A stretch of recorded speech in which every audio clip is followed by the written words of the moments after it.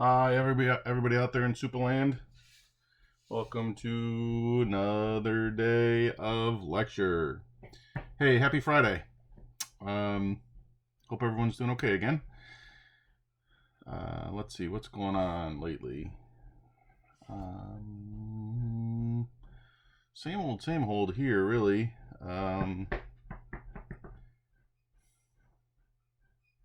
Nothing new. School, lots of school. Working on chores around the house. That's about it. This weekend I'm going down to camp, so I'm going to start working on. I've been working on getting it open. So going back down this weekend, probably putting in the water, which will be nice. Got my coffee. I don't know. So we're working our way through the material. We're doing a pretty good job. We're actually almost finished with thermodynamics. We're not going to finish it today, but we'll finish thermodynamics on Monday. Then we probably got about a week or so for redox. And then we have our last chapter, which is, I don't even remember at this point. And that'll probably take us about a week. So that's 2 weeks. And we'll really, probably 2.5 to 3 weeks we'll be done with material. That's kind of my guess.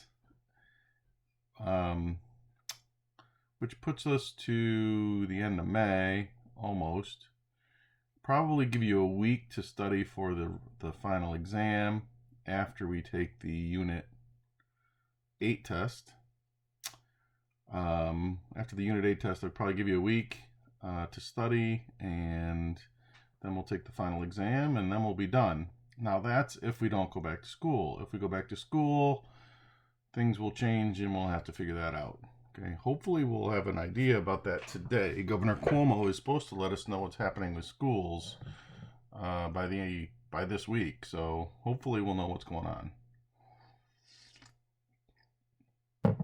I know all of you that are seniors got your signs in your yard, so if you took a picture with your sign, why don't you post it on Google Classroom for everybody to see. So I will actually put a link up there for your senior picture up there. So if you're a senior and you got your sign and you have a picture, please put it up there. All right, I'd like to see them. Yeah, I guess that's about it. I'm just kind of rambling on here, so why don't we go ahead and get started. So today we're going to start working with what's called Gibbs free energy. Gibbs free energy, and Gibbs free energy is delta G. And we're going to be working with standard Gibbs free energies. Okay, so we have this is a state function. Okay, so it doesn't matter how we get there. It's got this. Okay. So what is Gibbs free energy? Well, it's the maximum amount of energy available for any chemical reaction.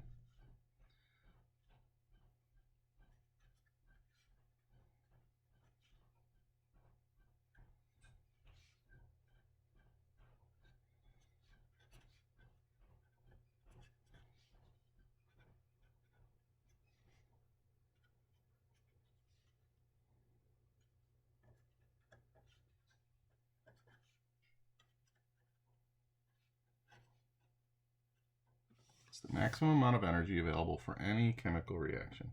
All right, so we're going to need delta G to help us predict whether reactions are spontaneous or not. All right, so there are really two main forces that will drive a chemical reaction forward.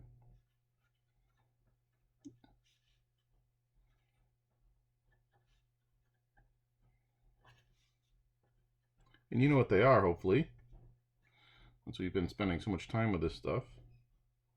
Enthalpy,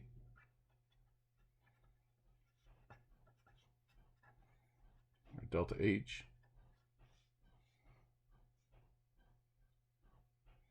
Right? So when we're talking about enthalpy, we're talking about that internal energy.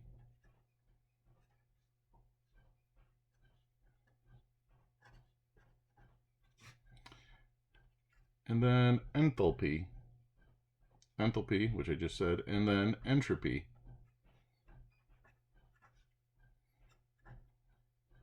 Or delta S, okay, which is our disorder. So these are the two main things that really will drive a reaction.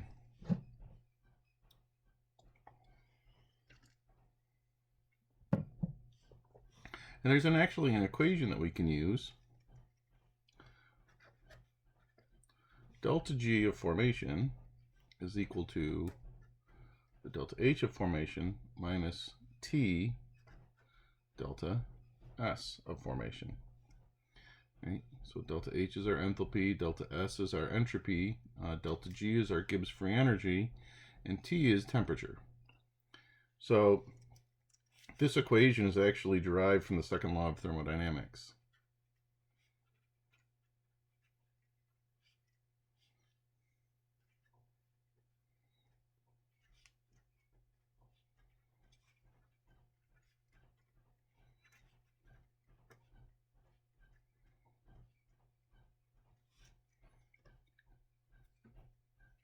Okay.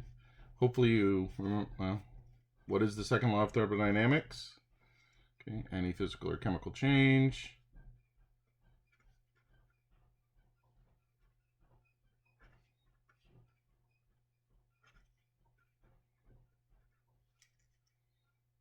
must result in an increase in entropy of the universe.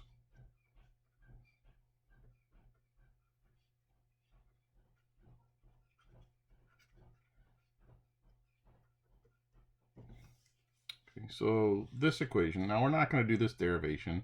We are going to use this equation, right? Now, if delta G of formation is negative,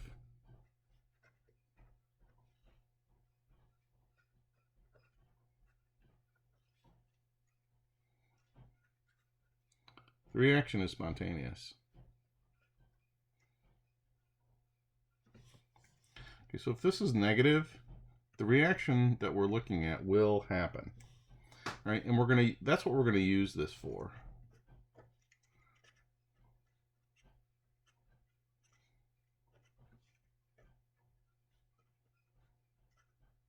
Okay, so we're gonna use this equation, well, among other things, to predict if reactions are spontaneous or not. So we can use this equation to do that. I'm going to come over here. Want some more space. Let's get away from blue. How about orange? So let's write that equation again.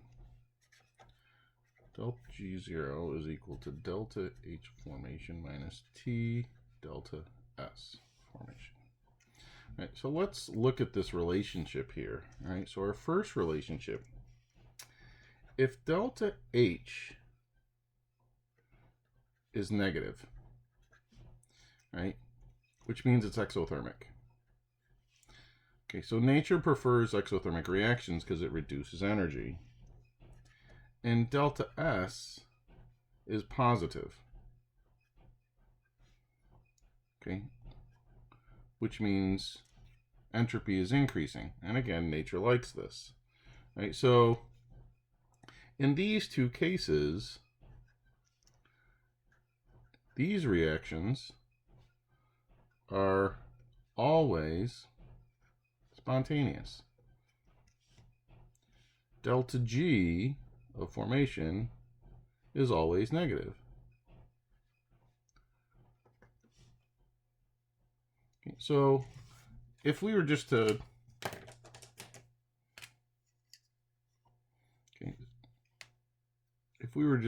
substitute quick into this equation, delta G0 equals delta H minus T delta S. Right, so if this thing right here is negative, and then we subtract T times a negative, all right? So we're going to subtract a negative minus a negative, which is going to give us a negative number.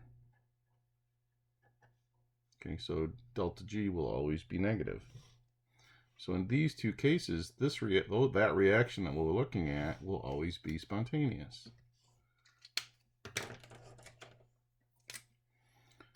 Well, what if delta H is positive and delta S is negative? Okay, so this would be endo, and this would be decreasing. Nature doesn't like either one of those, right? In these cases, these are always non-spontaneous.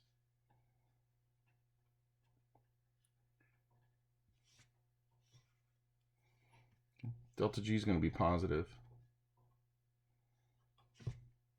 And if we stick it into the equation,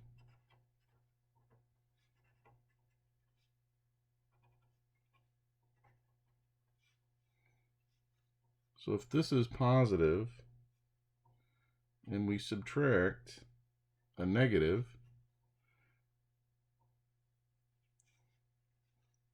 that means this is going to be a positive value mathematically, right? Which tells us that it's non-spontaneous, that these reactions will not occur. Well, let's talk about our third scenario. Okay, delta H is negative, and delta S is also negative. So this would be XO, which nature likes, but this would be decreasing, which nature does not like. Right? So what do we know about the spontaneity of these reactions? Well, it depends. Okay, it really depends. So if we look at the equation,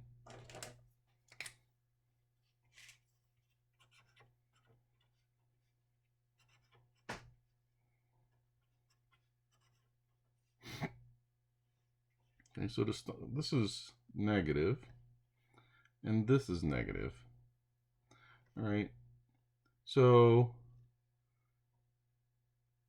temperature is going to play a role in this. As this temperature slowly increases, eventually delta G becomes positive. Okay, at that temperature where delta G becomes negative, the reaction becomes non-spontaneous, right? So this is going to start, if temperature is really low, okay, if temperature is really slow, delta G is going to be negative. Okay, but as that temperature slowly increases, it eventually switches over mathematically and becomes positive, and at that point the reaction becomes non-spontaneous. So let's write that.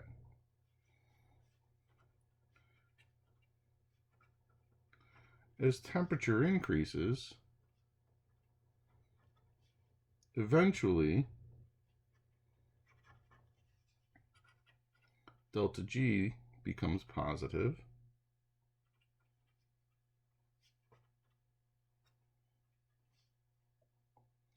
and at that point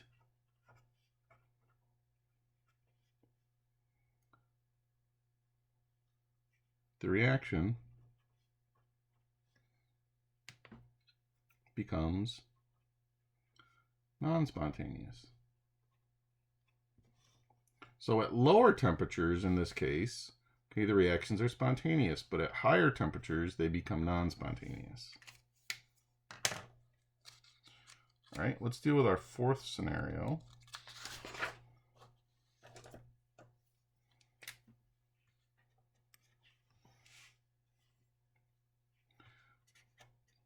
So this is when delta H is positive, which is endothermic, which nature does not prefer, and delta S is positive, which is increasing, which nature does. And again, these all depend on temperature. It depends on temperature. So if we go back and we look at delta G,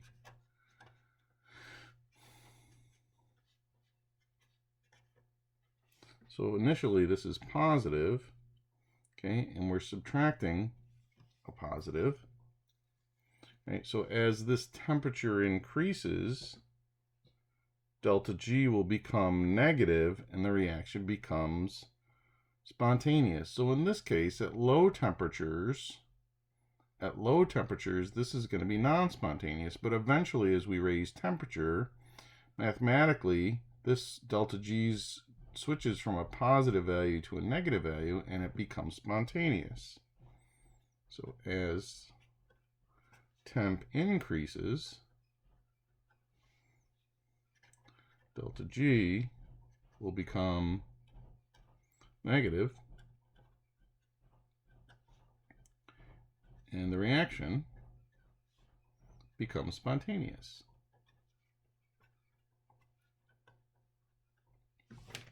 Well, guess what? We got to do a bunch of math with this, right?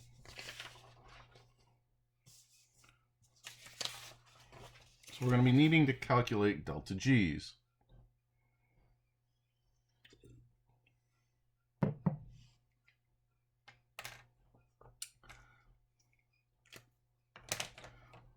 There are actually two ways to calculate delta G.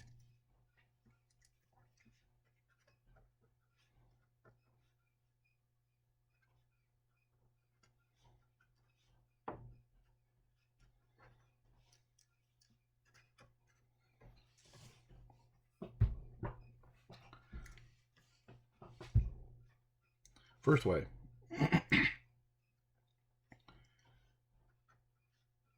We can calculate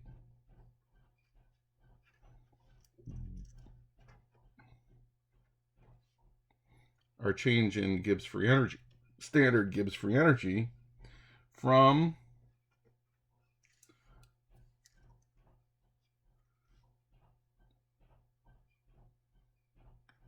Gibbs free energy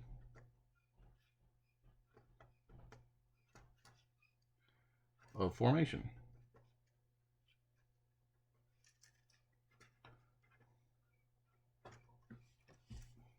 Now, what is this? All right, so this number, this delta G, okay, the energy of formation or the free energy of formation is the free energy change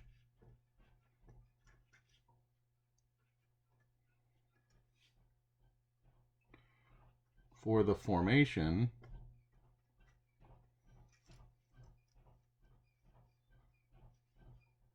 of the substance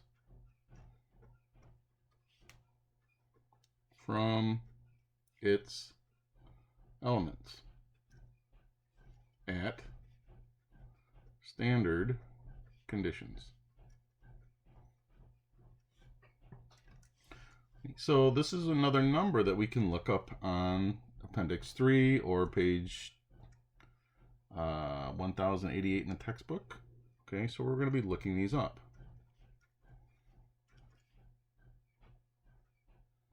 Oops, look up delta G's of formation. Okay. Now, so if we have an element in standard form, all right, its delta G of formation is 0. So O2 gas, or elemental oxygen in gas form, its delta G F of 0, it will equal 0. All right, but these are numbers that you're just going to be looking up. Right? So this is going to be really familiar because we did this with delta S.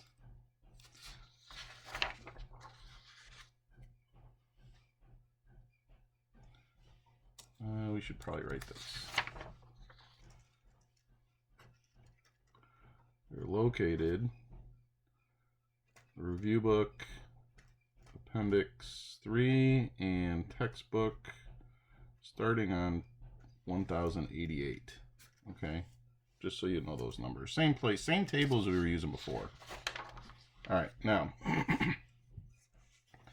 for this equation, okay, to calculate it this way, we're going to do delta G, okay, and this has to be in standard conditions, which is at 298K.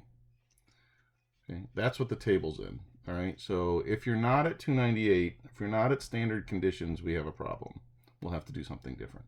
So delta G at 298 is going to equal the sum of the delta G formations of the products, that's an F,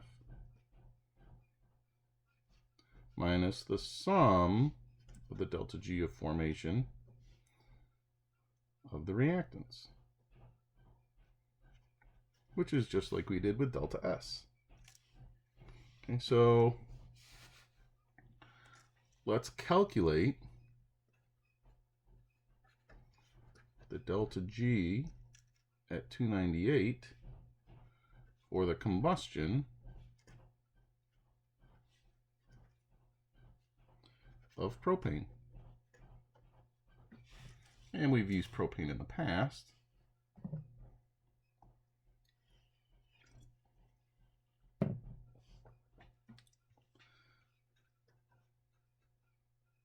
C38H8 gas plus 5O2 gas goes to 3 CO2 gas plus 4 H2O gas. So we can use this equation to figure this out.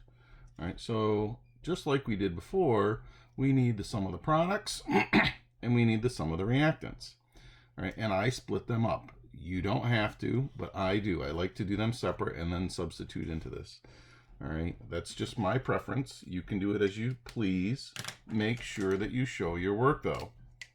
So the sum of the delta G of formations for my products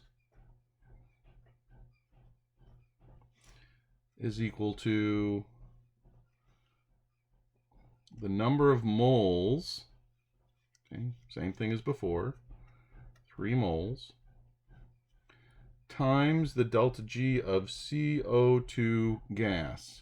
I looked that up in the appendix. Okay, just look that number up, and it's negative 394.4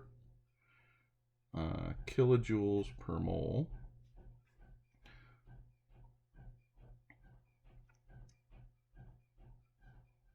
plus 4 moles, okay, times the delta G of formation of water, which is negative 228.6 kilojoules per mole. Okay, so we multiply these together, we multiply those together, we add them up, and we get negative 2,097.6 kilojoules. All right. Now we need to do the same thing for my reactants.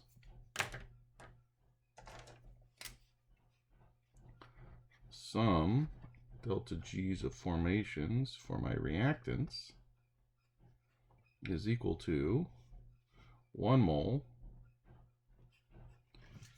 times negative 23.5 kilojoules per mole plus, this is standard form. You could, if you didn't know that, you could look it up. It'll tell you. All right, so this is a 0. All right, so this is a negative 23.5 kilojoules. All right, now we can substitute into my original equation. Delta G at 298 is equal to the sum of the delta G 0 of my products minus the sum of the delta G formation of my reactants.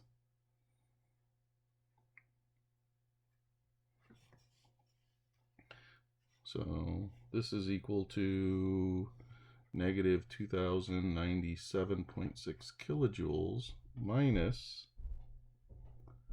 a negative 23.5 kilojoules, which gives us a total of a negative 2074.1 kilojoules.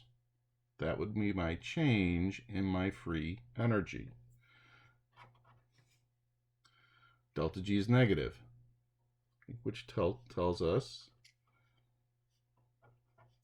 this is spontaneous at 298K. Okay. Now, does that make sense? Absolutely. I mean, we're burning propane, right? As soon as that reaction starts, it is a spontaneous reaction. Right? So this is one way to calculate the Gibbs free energy. And it should be pretty familiar because it's pretty similar to what we've been doing. Well, we can also use second way to calculate delta G0 is we can use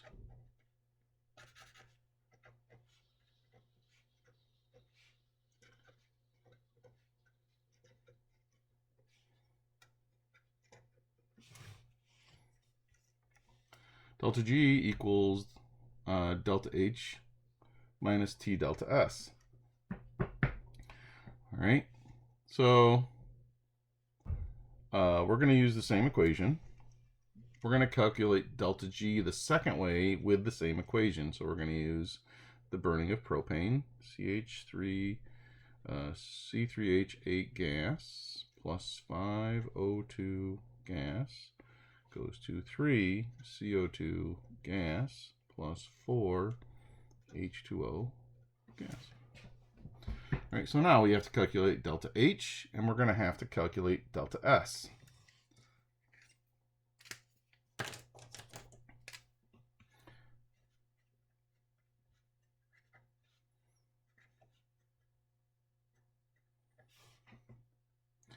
Well, to calculate delta H, our delta H is equal to the sum of the delta H of formation of my products minus the sum of the delta H of my reactants.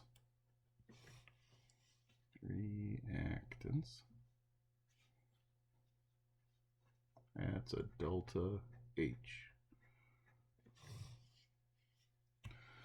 Oh my goodness. Okay, so this is right back into that same thing that we were doing before. Right, and let's combine it this time. All right, so delta H of formation is equal to, okay, our products. So it's the number of moles, and we're going to need to do this. 3 moles, and I'm going to have to write small. 3 moles, and we're going to look up the delta H of formation for CO2, and it's negative 394 kilojoules per mole.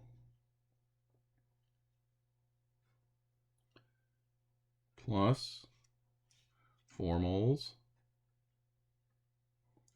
times the formation of water, which is negative 242 kilojoules per mole.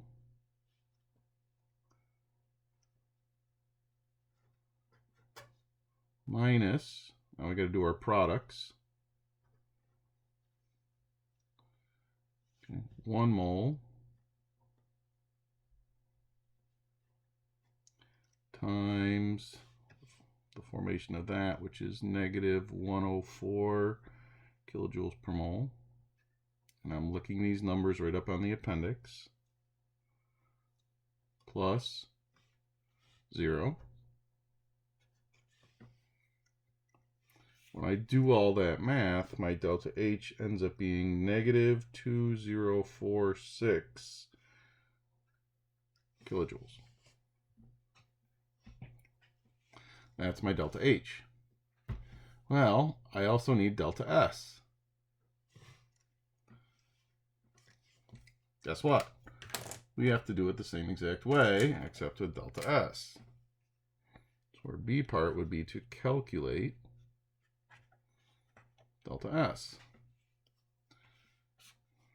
All right, well, it's going to be the same damn thing. delta S is equal to the sum of the delta S of formation of my products minus the sum of the delta S of formation of my reactants. And we'll do it, I'll do it like this. I won't separate it out, so we'll do it all at once. So my delta S of formation is equal to the sum of the products. All right, so we got 3 moles times 213.6 kilojoules per mole. And again, I looked that up on the appendix. Plus 4 moles times 188.7. Oh, these are in joules. These are in joules. Careful. Joules per mole dot K. I'm using the wrong units. Minus 1 mole times 269.9 joules per mole dot K plus 5 moles. I'm running out of space. Times 205.0 joules per mole dot K. When we do all of that, delta S is equal to a positive 100.7 joules per Kelvin. Now that I know my delta S and my delta H, I can go ahead and substitute into this equation. So delta G is equal to delta H minus T delta S. Right? And we have to be at 298. Okay, because all of these numbers are coming from that table, and those numbers are based on a temperature of 298 K.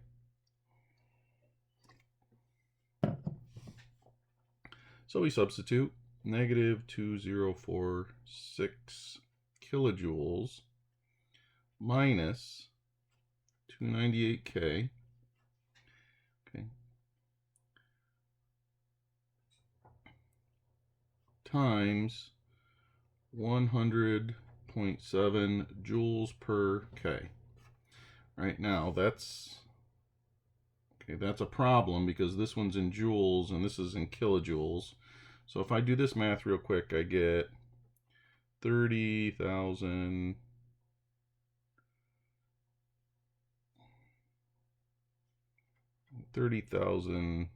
joules. And if I convert that, I get 30.0 kilojoules. Okay, so we gotta be, so this is our number that this is our number that we get from here. All right, so then we have negative 2046 kilojoules minus 30.0 kilojoules. And we end up with a negative 2076 kilojoules, which is, where is it?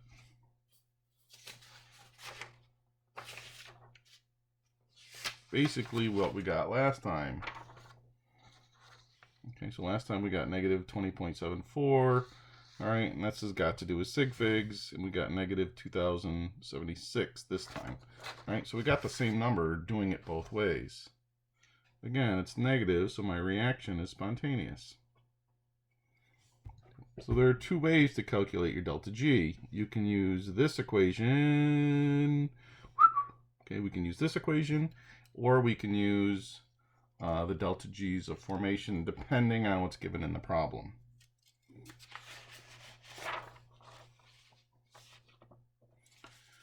All right.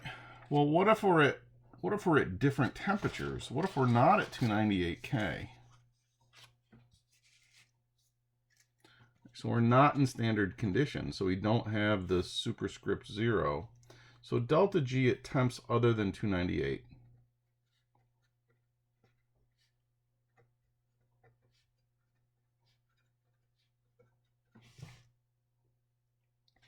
All right, so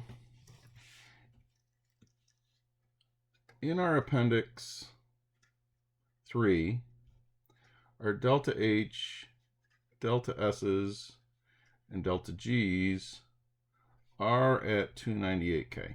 Everything that's listed there is at 298K. So when we deal with delta G at other temperatures, we're going to make an assumption.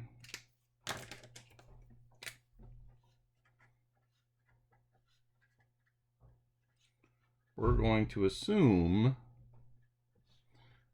that delta H and delta S do not change much with temperature change.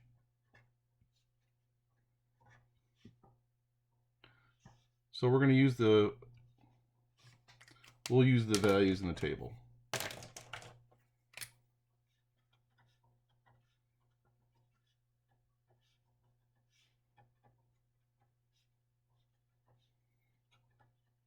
Now they do change a little bit, okay? They do change, but they don't change very much, all right? So we can get pretty close calculations of delta G at temperatures other than 298.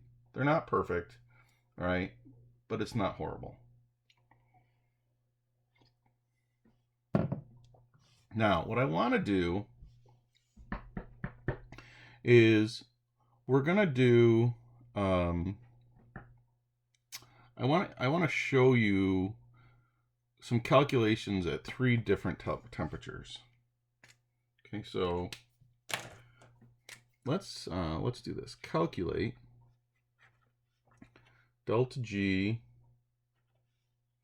at 200K, 298K, and 400K. And we're going to use some reaction where the delta H is equal to positive 2.98 kilojoules, and the delta S is equal to a positive 12.3 joules per K. All right, so we don't really need the reaction, all right? I'm giving you the delta H and the delta S's. Okay, so at these different temperatures, we're assuming that these numbers aren't changing very much. So let's see what happens to our free energy as we change these temperatures with these two. Now, remember, what did we say about a positive and a positive? It's one of those depends, and it depends on temperature, what happens if this is spontaneous or not. So if we start delta G at 200 degrees K, we're going to use delta H minus T delta S. Okay, this is going to be 2.98 kilojoules minus 200K times 12.3 joules per K. And remember, we have to convert this to kilojoules. All right. So once you multiply, convert it to kilojoules. And this turns out to be a positive 0.52 kilojoules. So at 200K, we get this positive number. Well, what does this mean? At 200K, it is non-spontaneous.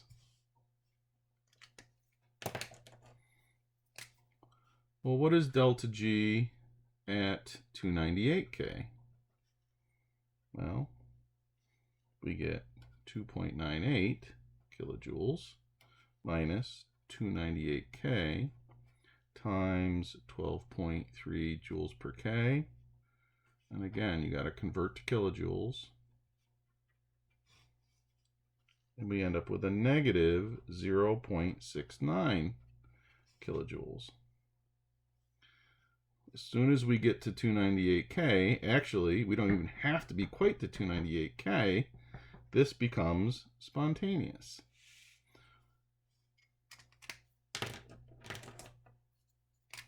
Well, what about delta G at 400K? We get 2.98 kilojoules minus 400 K times 12.3 joules per K. Convert. Get a negative 1.94 kilojoules. All right, so these two would both be spontaneous. Okay, so I just wanted to show you what happens with temperature, all right, when we have these two positives. Now, the exact reverse would happen if we have these two as negatives.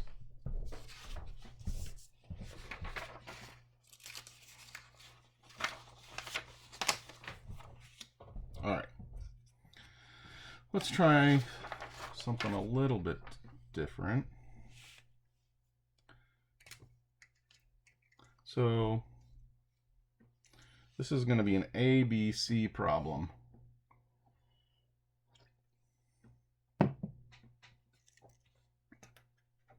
For a reaction, the delta H of formation is equal to negative 13.65 kilojoules, and delta S is equal to a negative 75.8 joules per K.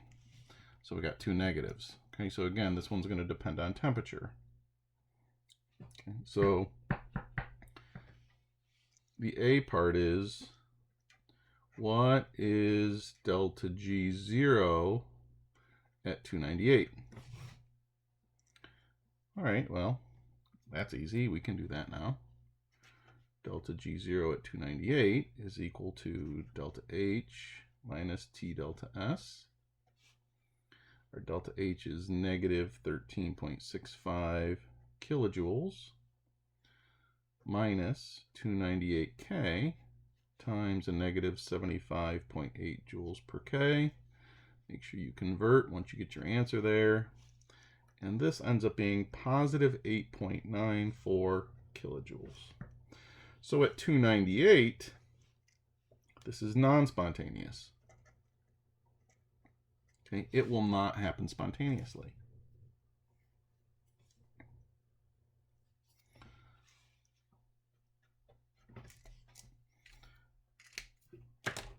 The B question would be, will increasing or decreasing temp make the reaction spontaneous? Okay. So when we have two negatives, all right, as we go from high temperature to low temperature, as the temperature goes down, eventually this flips the sign, this becomes negative, and it will become spontaneous. So as temp decreases,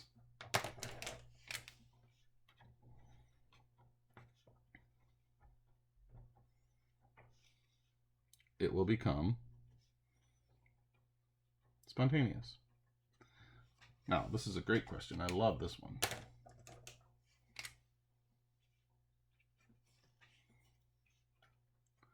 Calculate the temp.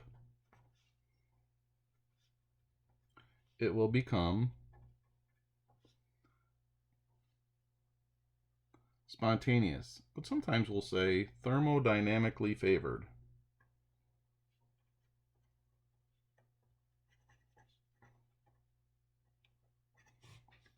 Which really just means spontaneous.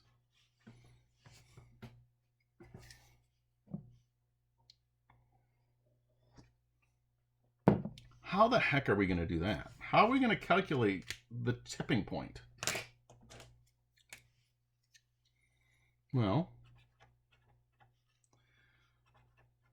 we have to use this formula. Okay, this time we're trying to calculate T. We know this, we know this. We're trying to calculate T, so we can substitute in here. So we know that this is negative 13.65 kilojoules minus T is what we're trying to calculate, and this is negative 75.8 joules per K. what am I going to put for delta G? Well, remember, when delta G is positive, it's non-spontaneous. When it's negative, it's spontaneous.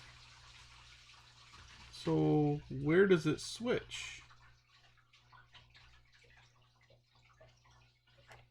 When it's 0.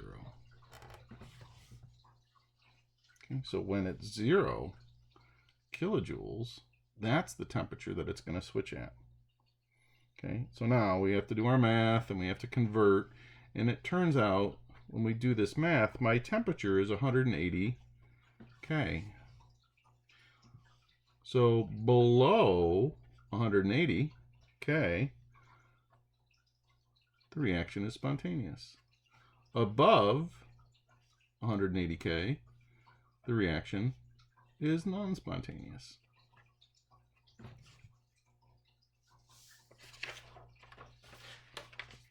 All right. That's where we're going to stop for today. We have some more stuff to do with delta G on Monday, but not very much. All right, so we're going to stop with this today. You do have a bunch of math work to do with this, so you need to work with this. There's a bunch of different types of questions. All right, but that's where we're going to stop. All right, I hope you have a good weekend. Find some time to do something fun. And I will see you on Monday.